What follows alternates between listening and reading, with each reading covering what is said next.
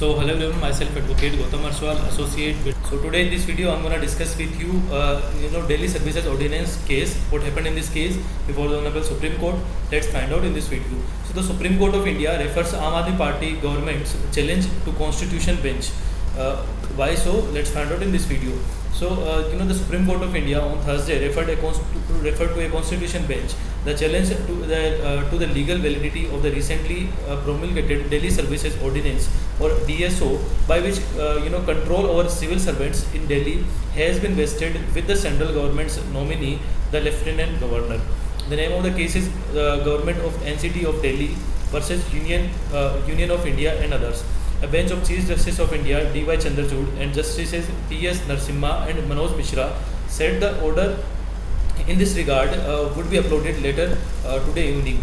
The Supreme Court of India was hearing two pleas moved by Aam Aadmi Party led by Delhi government. The first plea challenged the recently promulgated Government of National Capital Territory of Delhi Amendment Ordinance 2023, Delhi Services Ordinance, which gives Delhi's Lieutenant Governor LG control over services, transfers, postings, and vigilance inquiries of officers deputed in the national capital.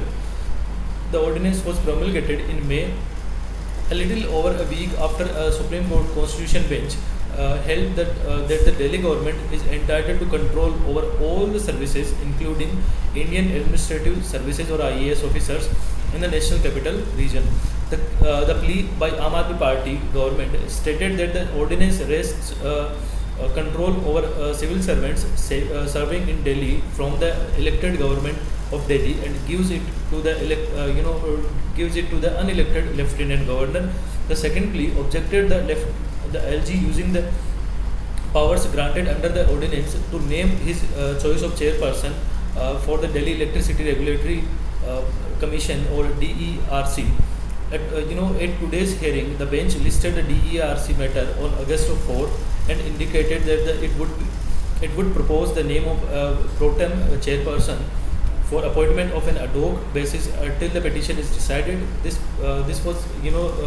was after senior advocate Harish Salve, appearing for the Lieutenant Governor, said it would be improper for the Delhi government to send a list of names.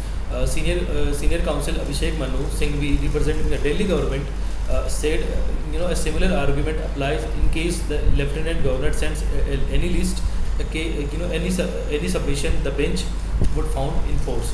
So I hope you're pretty much clear. See you on the next video with some more information.